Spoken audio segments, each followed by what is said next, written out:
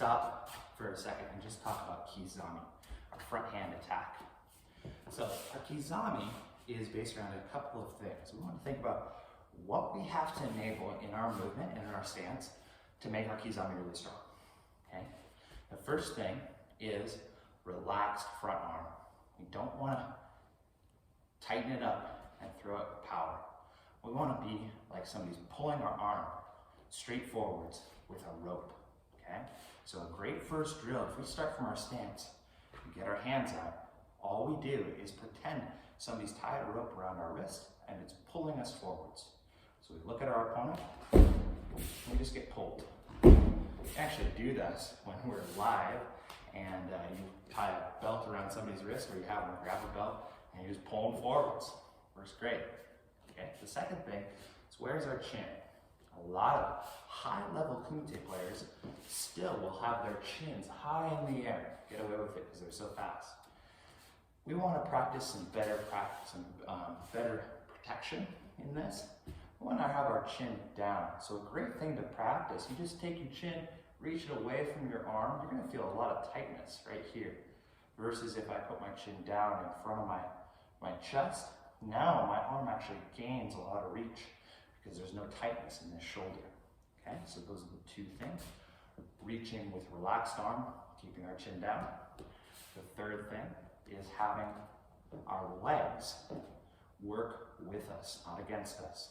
Okay? I talked a little bit about turning away from our front leg and towards our back leg, right? Now we need to think about our back leg as the thing that's generating force forwards. So a great thing to start this out as is just bringing that back foot up just a little bit and letting it coil underneath you. Then throwing your jab and pull it back. Okay, same thing, back foot comes up, jab, back, okay? You want to be able to throw that jab out and back from your kamae. You can see that I'm turning back to kamae each time without letting your hand drag. You want it to go out and back, really, really strong. It allows you to throw double jabs and allows you to test with your front hand before you jab, okay?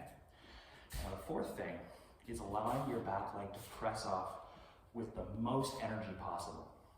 You actually get this when you watch sprinters coming off the starting blocks. What they'll do is drop and let that back foot slide across the ground.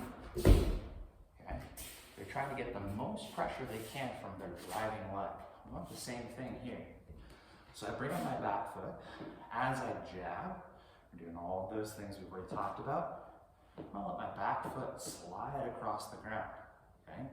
The position I'm trying to create as I'm moving is basically a lunge as if I'm stepping up on a step. Okay? Boom. That allows me to really push off and gain the most distance.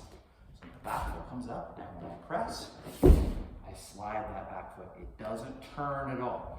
That's the most common problem here. I'll see either people turn their leg or bring up their leg, okay? Because we're so used to that. So we want to push off and let it slide, fully extend. Come up and slide. We should land in a really long, flat Zen Kutsudachi, okay? Now, how do we retract our hand from that position? You have to do this a little while later from your lunging practice. So you don't want these things to blend too closely together. But you bring up that back foot, you slide forwards, then drawing your back foot as your front foot lands. So we're trying to get the most reach and then drawing the back foot. Okay? So we'll do that little preparation step, recoiling our leg, reach, pull in. Alright? This is a great drill.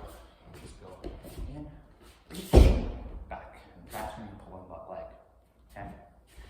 Now the last thing I'm going to talk about here is what you do with your front leg to generate speed in your Kizami.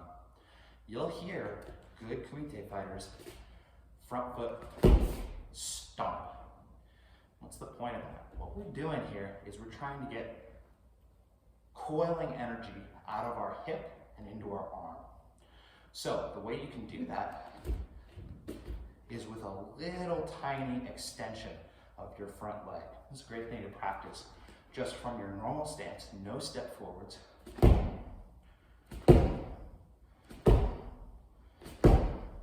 And what this is going to allow is actually a punch and retreat, which we're going to talk about later.